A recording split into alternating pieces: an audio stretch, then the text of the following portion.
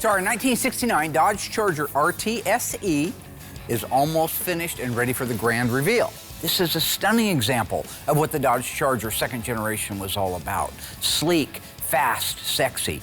Standard 440 Magnum.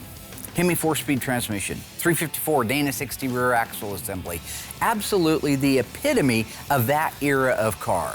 And the good news is the COVID restrictions are now all lifted in the state of Oregon. This will be the first reveal we've been able to do in 2 years, and it's gonna be epic. The owner is chomping at the bit to get here and get it, and I'm ready to have it finished up. This is gonna be a reveal to remember, I promise.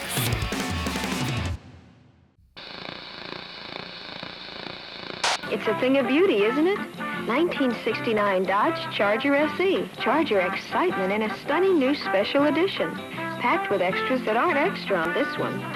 In here, a world of vinyls and leathers and wood grain luxury. A new front grille just for looks, and an optional 440 Magnum V8 just for kicks.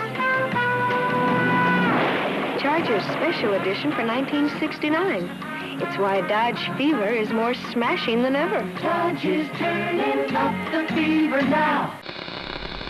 They're coming to get you, Barbara. Buried deep in the Pacific Northwest, one team in Springfield, Oregon, takes on the impossible, finding dead Mopar muscle and bringing it back from the grave. Award-winning Master of Mopar, Mark Warman, his cousin Doug, his daughter Alyssa, his best friend Royal, his painter Will, his assembly tech Justin, and the rest of the GYC ghouls are restoring, resurrecting, and recreating some of the fastest, fiercest, and rarest muscle cars on the planet. This is Graveyard Carz. So when the Charger came to us, it was a good, complete car. In fact, it looked like a car. It looked like it would run and drive, but it wouldn't. It had some engine problems internally in it. Now, that car was treated just like all of them. First thing we do is inventory the car, make sure all the parts that are there, and they were for the most part. I think the original carburetor and distributor were gone, but everything else was there. Disassemble the car, bag, inventory, document, photograph. We did all that. After that, we were able to get the car ready to go off to the dipper, which we did. We got it off fairly quickly. When it came back, there was a lot more damage underneath that paint and underneath that filler than I expected. Now, it wasn't terrible. It wasn't the worst car by any means. It did end up needing a lot more attention in the metal shop than I believed it was going to when I first looked at the car. Okay, so just a quick inventory of what we had to do on the body. The rear body panel, tail light panel had to be replaced. Rear valance corners. The trunk floor needed replaced along with both extensions, or drop-offs they call them. Both quarters got replaced on the car. That was the extent of the metal replacement. I do think we ended up doing the main floor in it too. The doors and the fender and the hood and the deck lid, they were actually in pretty good shape, so we were able to just straighten those. They didn't need to be replaced, so those are the original panels that came off of that car. So replacing the metal, repairing the stuff that was on there, it went through the metal shop reasonably quickly. After all the metal is welded on, all they do is hang fenders and the doors, probably for the 10th time, hood, deck lid, square all that sheet metal up. When that's done and you can walk around the car and you've got even gaps, at that point, we were able to kick it over to the mudroom so they could get it smoothed out and ready for Will. Michael did the body work on our Charger. It's the T7 bronze. We haven't done that yet. It's a gorgeous color. Michael's really honed in his skills and does a very good job for us. So when the car comes to us, at that point, we're able to kind of fine tune it, get it primered. Once it's been primered, it'll go out in the tent outside, sit there for a couple of weeks to fully cure. Then we'll bring it back inside and we'll start attacking it with like 320, 400. And then after that, we'll finish it off in 600 because with the super fine metallic, you got to make sure you have no sand scratches. And the car blocked out great. So we'll finish it off at 600. Then at that point, I'll send Brody or Noah outside to get it washed, get it all detailed out so it'll go in the booth, dry, then we can mask it up and paint it.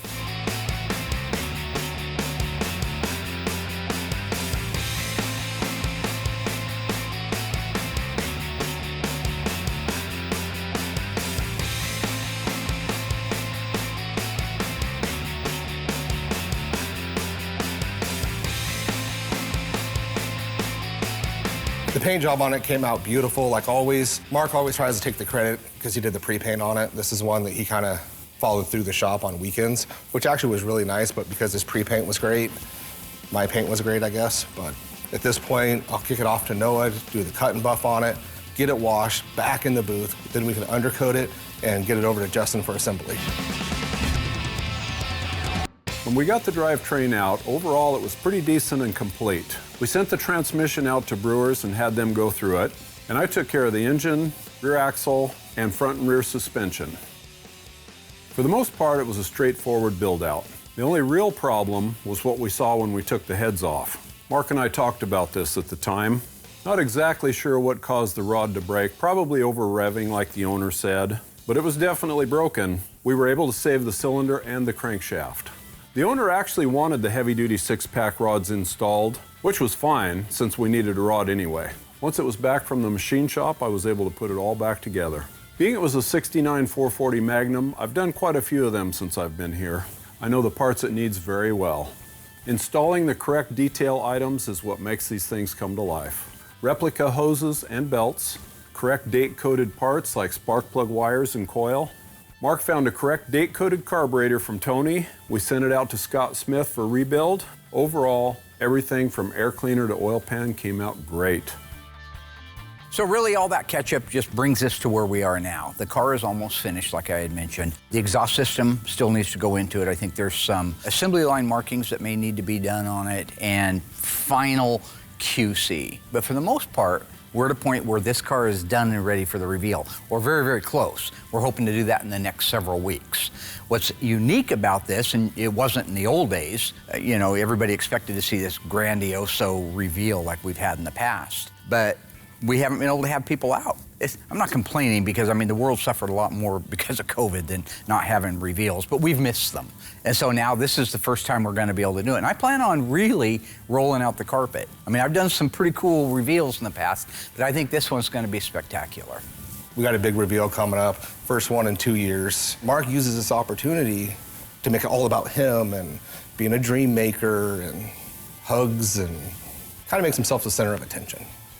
I don't know what Will is talking about when it comes to reveals. I haven't really been involved in any, but it sounds like a lot of fun. So yeah, I'm excited to see the look on the customer's face when he gets his baby back.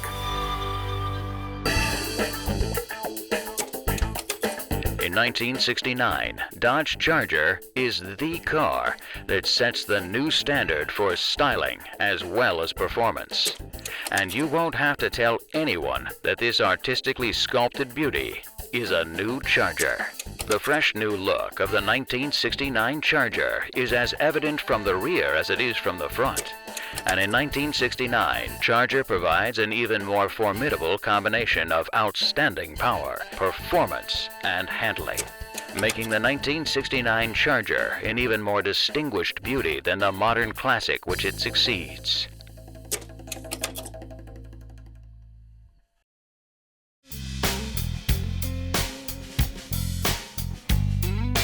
You know, one of the other cars that we're working on, ironically, is also a Charger, 69 Charger, also an RT SE. I just wanted to take a minute while they're wrapping up the car and show you how and what makes this car even more unique than the one we're finishing and delivering. A few seasons ago, we introduced it, 1969 Dodge Charger RT SE 440 automatic power sunroof car. Power sunroof, power window, 6-way seat, air conditioning. This car is the most loaded Charger we've done to date. It's undoubtedly one of only one ever made. I wanted to take a minute and show you what it is that makes the sunroof conversion so unique and how we have to follow every one of those steps if we want it to look the way it did when it left the sunroof manufacturer, which was American Sunroof Company. This is a regular Charger roof interstructure, except that they punched a hole in the roof, put all of the interstructure pieces, the canister, the mechanism, made it a power sunroof car. So the sunroof mechanism on these cars is pretty unique. It's different than today's sunroof cars. Everything was driven with cables. It used a Bosch motor of all things in it. Another thing is this same sunroof basic module you would see in a Porsche, in a Mercury Cougar, anything that got an aftermarket sunroof in it, or supposed to be a factory sunroof. We did cover some of this years ago. Because the only other sunroof car we've ever done was our 1970 Dodge Challenger RTSE. That was a beautiful car. It was plum crazy, houndstooth interior. It was a 440 Magnum car, V21, hood blackout, had a luggage rack on the back and a power sunroof. Back when I was working on the sunroof Challenger, first thing I did was I found an original technical service bulletin. A lot of the pieces are discontinued. So like the cables, I ended up getting new cables from a guy in Australia that made them. I don't remember who it is. Probably have to find out who it is again because we'll probably need it for our other one. The entire thing is very unique, and it was a big learning curve to be able to get it to work. What we want to do is keep as much original integrity of the car as possible, but if you look, you see we've got a rotted out skin. Even where it's not rotted out, it's real thin. It's going to. That's the way it is all the way around. Rot, rot, rot, rot.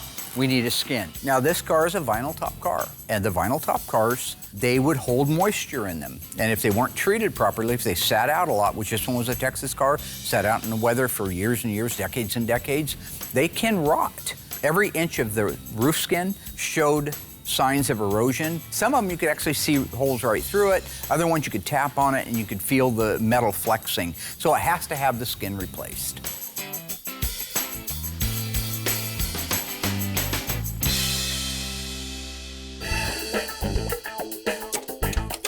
Charger's interiors continue to offer many notable standard features that are new or carried over by popular demand, like the deep custom map pockets in each door.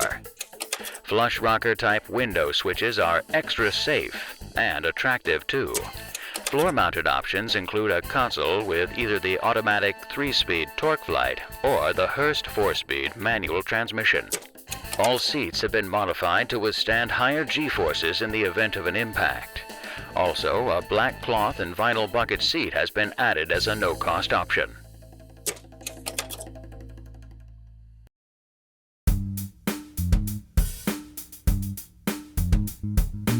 Back when I was working on the sunroof Challenger, I found a Dodge Charger sunroof top. They cut the top right off of the car, had the whole thing with all the pieces in it. I didn't care about the section. I didn't need that. I needed all the guts for our sunroof car because half of those things were missing, the other half were destroyed.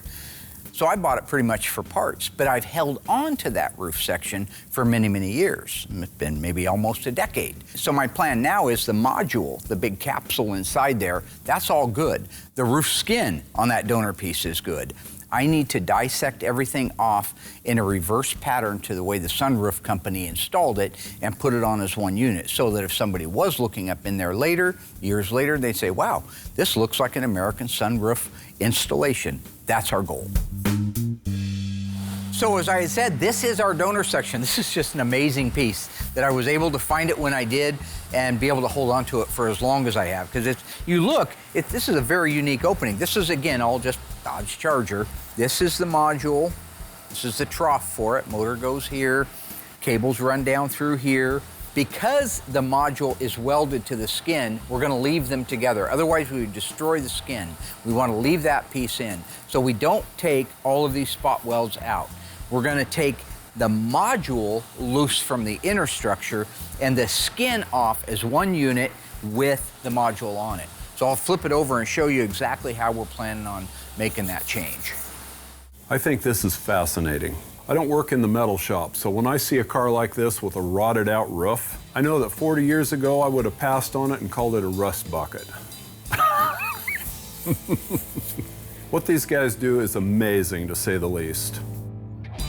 The unit that you see here, that's the module that they modified and grafted into an original roof. Here's the good stuff. One, this unit is welded to the skin. That's why our process is going to be to remove the skin from this one with this still attached and install it in that sunroof car over there. Now look at the braces. Here's a brace that holds the center section. They've got self-tapping screws and they've just kind of bent it, just hammered it around here. That's fine. That's fine. They can do whatever they want to. They're butchers. They can do that stuff. Back here, same thing, except for some reason they decided they couldn't make it out of one, so they made it out of two, which is really weird because one piece would have looked so much better. Up here, gets better.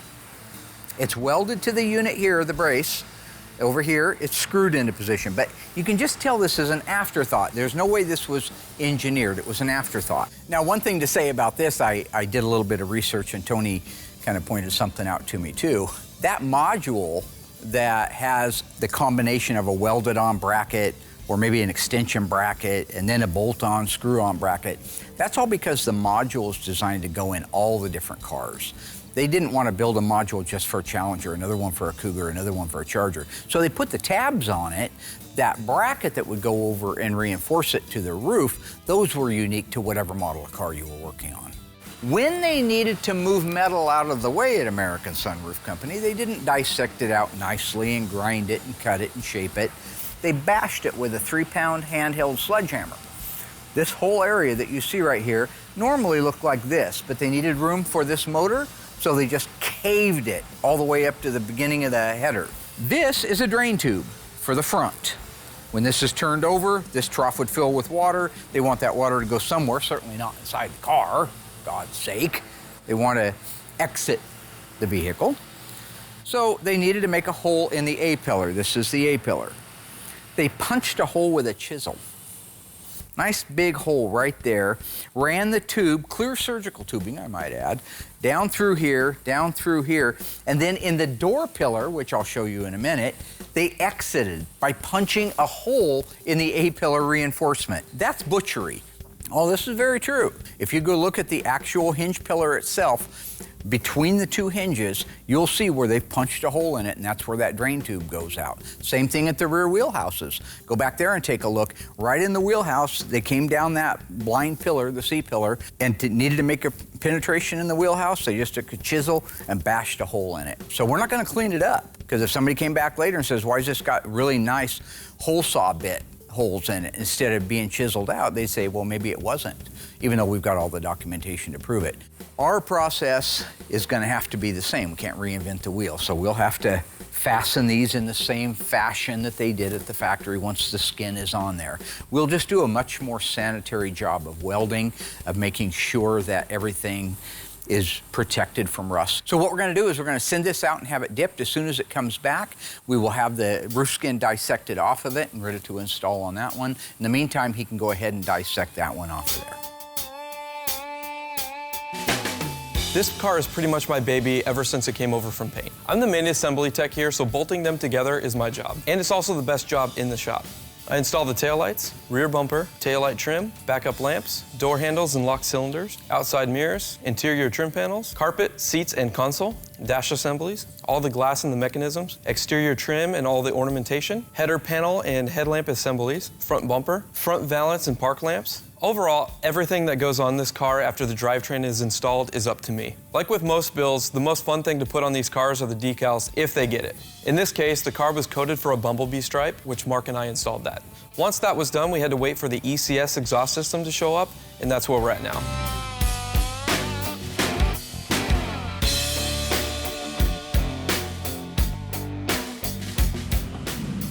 When installing the exhaust systems, the first thing I install are the head pipes, and I leave those loose.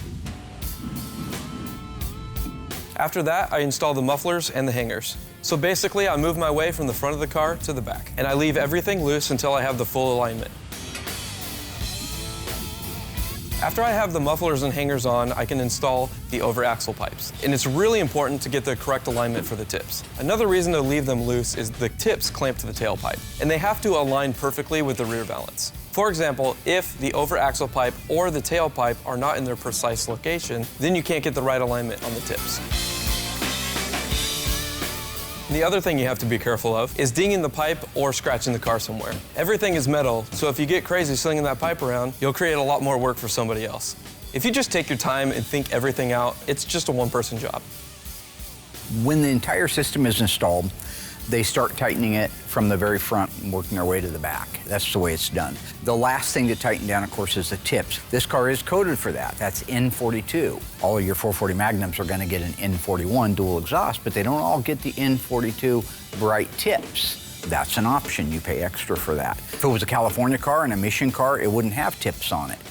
They'd be turn downs. This particular car is an N42, so it's gonna look really sweet back there with that chrome rear bumper, the little bezels on the backup lights, just enough chrome for it all to tie together.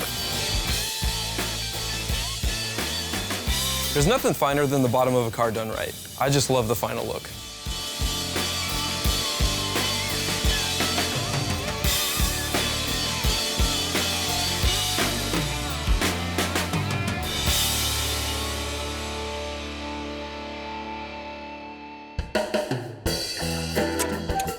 Let's see how many of you were smart enough to pay attention. Which floor-mounted shifter was not available on the all-new 1969 Dodge Charger? 3-speed automatic torque flight, Hurst 4-speed manual, or the 3-speed manual transmission? Stay tuned after the break to find out if you are correct.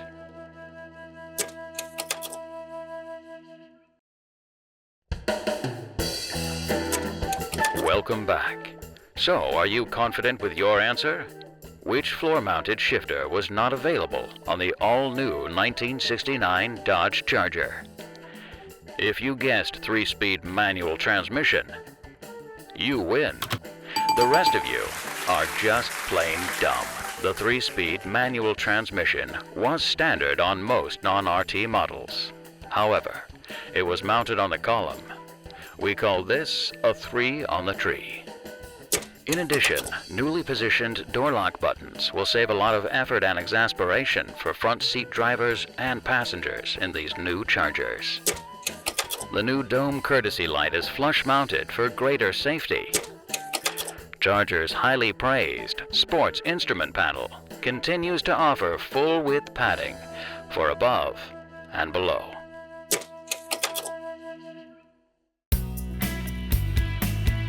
As I mentioned on the sunroof Challenger, it was just an empty shell. You look at it, it's just sitting there on a trailer with nothing else. We rounded up all of the front suspension, rear suspension, and restored it. Got a date-coded F440 HP2 and a correct transmission for it. The body and paint wasn't bad. It was a good shell. It was out of Arizona. You know, those are the cars that tend to survive that desert stuff. They don't see the rain, they don't see the sleet, and they don't see the salt on the roads. This car got put together and assembled by the original Graveyard Cars team. Houndstooth interior, it was a beautiful car, 6-way seat. Of course, it's a RT, so they're all Rally instrument clusters. AM 8-track, 3-speaker dash. As a matter of fact, the first time, this is funny, Philly Steak was on the show, was when we were doing that car. He came out and we had the car there and I was rattling something off and he corrected me because he needs to do that. You know there's a difference. Do you have the right speaker grills for it? Difference in what? Barracuda and Challenger.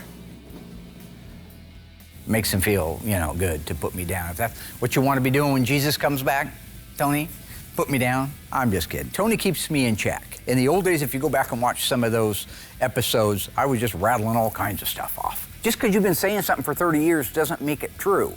So he would stop me and correct me. I go, no, that's no way, no way. And I'd look it up and he was right. I bought a 71 Dodge Charger 500 with a factory hood on it. It was a bulge hood. But it wasn't put there from the factory. Okay. You know. Speaking of our plum crazy 1970 sunroof Challenger, I was pleasantly surprised to watch one of the big auctions and that car showed up at it years later. Did you guys see that Barrett-Jackson auction? So I'm sitting there watching Barrett-Jackson, see one of the cars that we restored, beautiful car. It's coming down the block, and what do they have? And I'm sure Mark probably paid extra to have somebody do it, but it's a cardboard cutout. And they had this big, huge cardboard cutout of the ice tray hanging up through the sunroof opening. And it said, as restored on Graveyard Cars. That car did really well. It's absolutely ridiculous. It's all about him again. I think it's over $127,000. My client, when he bought that car, I believe he paid $2,500. And I think the restoration was maybe $30,000. I mean, we were pretty cheap back then. Sorry, folks, prices have gone up since then. And it sold for $127,000. I thought that was just absolutely the coolest thing to be sitting back watching an auction and seeing that come through. So some work has been done on the Charger. We're not huge fans of blowing a car completely apart so there's nothing left of it, unless that's just the end result and you have to take every single piece of metal off of it. In this case, we will end up replacing a lot of metal, but we do it segmented. So you'll see that the trunk floor is replaced. It goes in over the original frame rails. Now this is a good thing because it holds that integrity together at the back of the car for when you do cut things off like the roof or the quarter panels. We've replaced the main floor in it. That came out beautiful, by the way. Josh did a phenomenal job on it. So your basic foundation is in there, new, replaced, and solid to help pull that car together. I've worked in a couple different body shops, and I've worked on all types of cars. Now that I just work on the one brand of car, it allows me the chance to really memorize everything and really master these vehicles. So like on the trunk floor and main floors, I know right where all the frame rails are and the frame extensions are. So it allows me to map out everything I need for the plug welds and spot welds.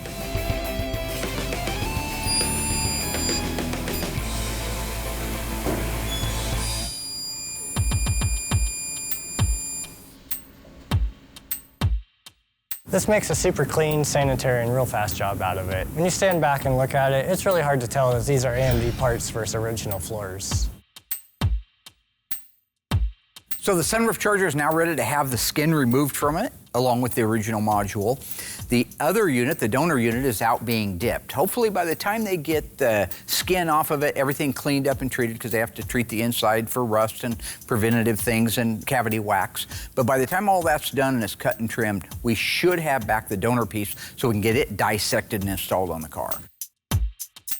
So far, this is my favorite car to work on because it's so rare. Sunroof really sets it apart from everything else. Mark pointed out how he wanted me to replace the roof skin assembly, which made good sense, so I went to town on it. First thing I do, I grab a paint pen and I mark all the factory spot welds and MIG welds so they're easy to see. Then I go back and I grind and drill this as necessary until the panel's loose. So this is a slow process, takes a lot of forward thought. You gotta pay attention, take your time so you don't damage everything underneath what you're taking off.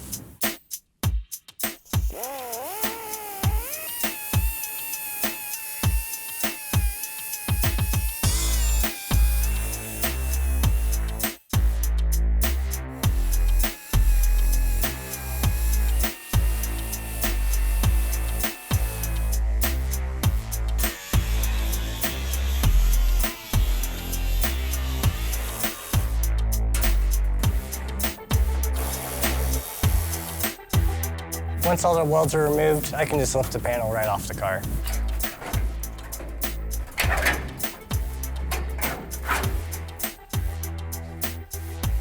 Once the panel's off, I like to clean up all the rust in the scale, and then I like to treat it with POR 15, which is a rust converting sealer.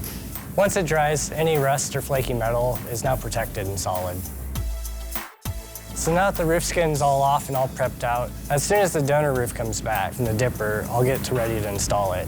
In the meantime, I'll cut off the used quarters, I'll get those all fit, and I'll put those in place.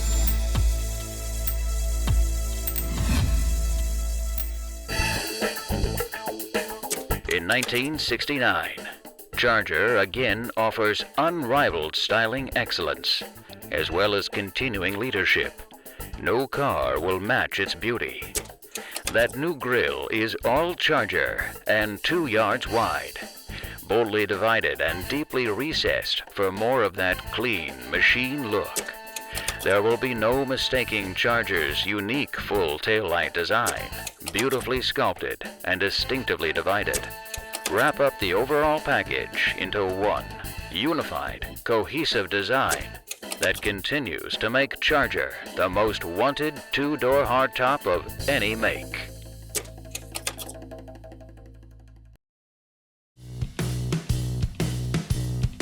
All right, with the exhaust system installed and sounding beautiful, this thing is ready for me to call the owner. I am so excited. Like I said, first reveal in 2 years. Guy's coming out from Minnesota. He's been really, really patient with me.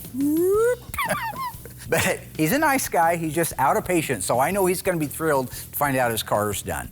They're actually got the car right now down at the old mill where we lease the area to keep the cars dry now. And they're doing their final glamour shots of it. And a couple of them came through. Show those right there.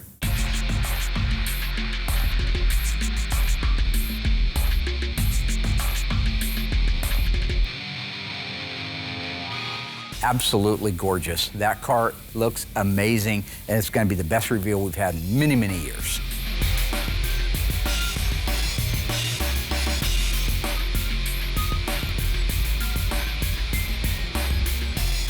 Like I mentioned earlier, I didn't get a chance to be part of any of the reveals, but I think my favorite one that I saw on the show was the Coronet RT from Mr. Torino. It was a gorgeous car and ultra rare.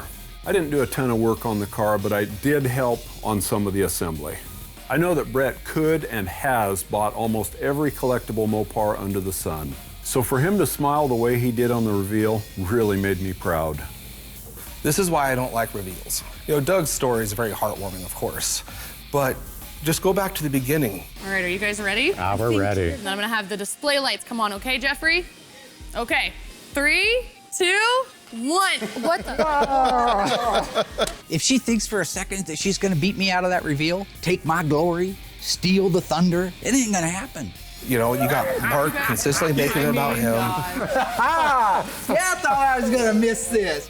You know, you lose the sentiment value and all of it, and I'm not a fan of reveals. One of my all-time favorite reveals here was Kimberly Cook's 1970 Barracuda. It was really incredible and raw. She actually cried tears of joy. I really connected with Kimberly Cook's reveal for her car. And you can connect with it so well because she lost her father and I lost my father-in-law, and him and I, we watched the show together every single week. And that really hit home for me. Unbelievable. Thank you. You know, look at Kimberly Cook's beautiful car. He takes a great moment, like, hey, here's the original steering wheel that your dad used, which is sentimental and amazing, but then he also makes it about him also. So again, I'm just not a fan of these reveals because it's always about Mark. You know, I'm just trying to make memories here. I didn't know that was a crime. I'm trying to make something special for the people, not for me. This has nothing to do with me. But I guess if you just want to label me a villain and a no-good SOB, then go ahead, Will. That's fine. Let me guess, I killed Kennedy, too. Yeah, I was 9 months old, all right? I can't be a villain all the time. Ding!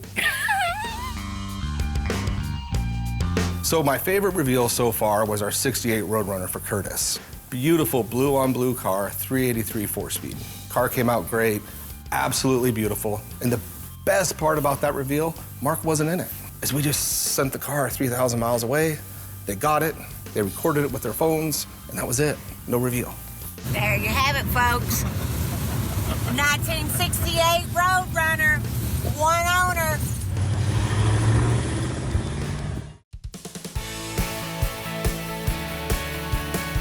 Well, I hope Will's happy. Just received a telephone call. Went up, grabbed it, shouldn't have. It was a little tiny dancer. Mark wants me to work with some of his clients and be his communicator. So, I'm communicating. Told you they're down there doing glamour shots. Told you that, right? Down there doing glamour shots to the car.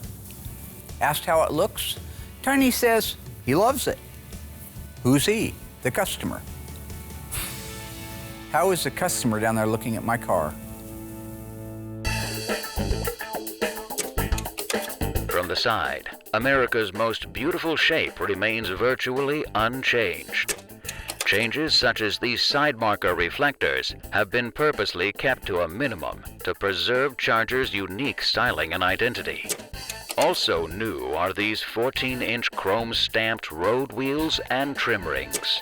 And these optional F70/14 tires are available with either white or red striping. Belted fiberglass tires are also an option. Optional vinyl roofs are available in 4 colors: white, black, green, and tan boar grain.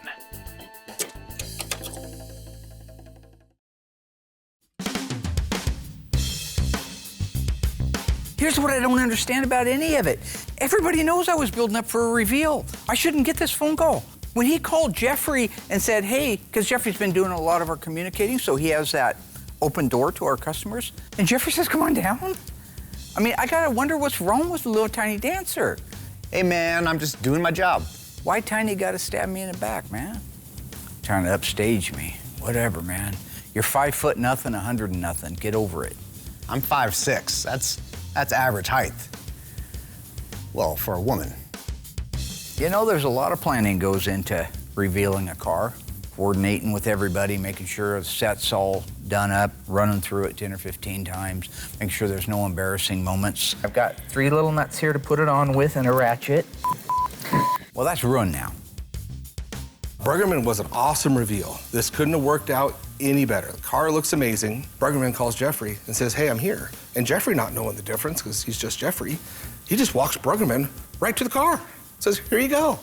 So there was no big, hey, come be surprised. It was before you know it, he's there looking his car over, and it was done and over with. Thank you, Jeffrey.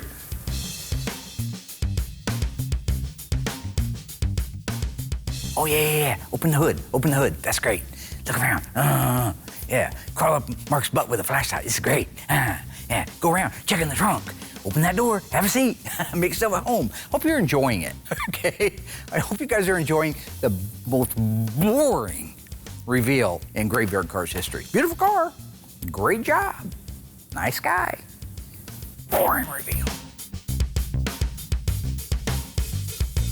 Ooh, it's selfie time. Look, everybody, I'm getting a picture of me next to my car. Who are you and where are you from? Patrick Brueggemann, Crookston, Minnesota. That's like 130 miles from the Canadian border, 35 miles from the North Dakota border. So we're way up there in the corner. After Pat took the big Cleveland steamer on my beautiful reveal I had planned, he wanted to bring the car back to the shop and go over it with me. And standing here alongside me is a couple good friends, Arlen and Hugh. My name is Larry. This is my brother Daryl. My other brother Daryl. Newhart Show. Say, oh, yeah. Oh, sure, Dan.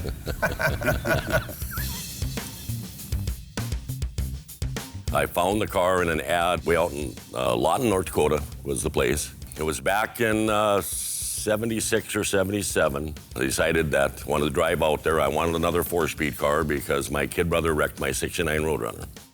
And so I found this car and I thought, okay, we're gonna go look at it. So we went up there and it was belonged to a school teacher. I cannot remember her name. But the car was purchased for her by her father when she graduated from teaching school. I bought it for $900 originally. And then the car was with us for many years until my wife and I started raising a family, built a new house, family took over. I had to sell the car. And I was never the same after that. It hurt so bad. So finally, I kept after the guy and I kept after the guy, and I wound up getting it back. And I swore it'll never leave again, and it won't. And now she's so beautiful. It's just unreal. I'm not mad, I'm just disappointed. I was planning a magic show. I had the car planning on levitating by using an in-ground lift underneath it, so it looked like it was floating up like something from Exorcist, right? But then spinning it around a little bit, like kind of like Ghostbusters, right? When your car's broke down and it's rusted apart, who are you gonna call? Call Ice Tray. I mean, this was a gala event, like the Oscars.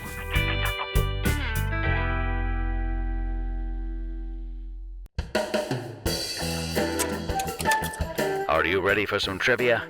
True or false? Optional vinyl roofs are available on the 1969 Charger in 3 colors: white, black, and tan boar grain. If you think you know the answer, stay tuned until after the break to find out if you're right.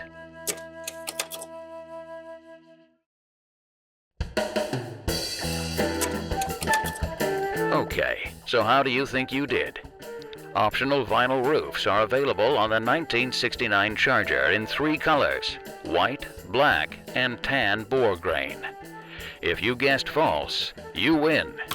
All 3 of the colors are available. However, a 4th color, green, was also available.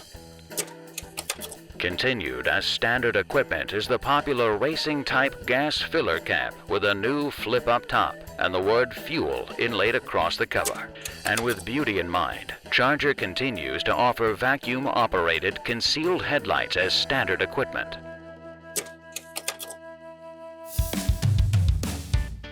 Okay, all kidding aside, I don't want anybody getting mad at me for having some fun here. Pat is a wonderful guy. He's got a heart of gold. All right, everything's in good spirits. He is very, very happy with his car. It came out absolutely gorgeous, and he's proud to tell people that Graveyard Carz did his car for him. Oh, I think it's absolutely gorgeous. I mean, it's just beautiful to shine on. It looks better than it probably ever has in its life. I'm going to be very proud of it. There's a lot of people back home are waiting for this car to come home. You know what? I just like to have fun with my clients. That's all.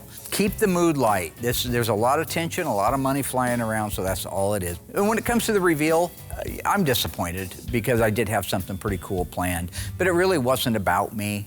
It's about the car. It's about the client. It's about memories that this car will be making for years to come. Phantom Cuda? We're gonna go on 1, 5, 4, 3. You ready? 2. Hey, everybody. What is it? Lunch is ready. That's lunch. That's lunch. Let's go. Sorry, guys. I don't miss no grub, man. We're gonna do it after That's lunch. So we had a new drive shaft made for this. Okay. I like doing that. It's a replica of the original one, except that it's brand new steel. It's not pitted up. Originally they were a natural metal finish. That's why they're so rusted and pitted. They had no treatment on them. You know, it was nice to be able to walk around the bottom side of the car with Pat and show him our labor of love. That was one thing that back in the days when I drove it, it would always pull one way or the other. Oh, drums were notorious You'd get in there, you would for it. adjust them a little bit, and you were always playing with it. Yep. So I think that was a very good move, just for drivability. And they really work a lot nicer. There is a more stoppability to them. So Right. I noticed when I was driving back, I thought, boy, the power disc brakes is a nice feel for the foot. It's a nice feel in the pedal, and it really does stop the car. So we were way behind on the car, like we are everybody's cars right now, and I appreciate everybody's indulgence and understanding. But oftentimes when that's the case, I'll go the extra mile. On his car, I did the same thing. A lot of little things that really, like converting it to power disc brakes when it was an original drum brake car, replacing something instead of trying to repair it, or living with some pitted up control arms. We found the best suspension pieces, the best axle housings, the best everything for this car.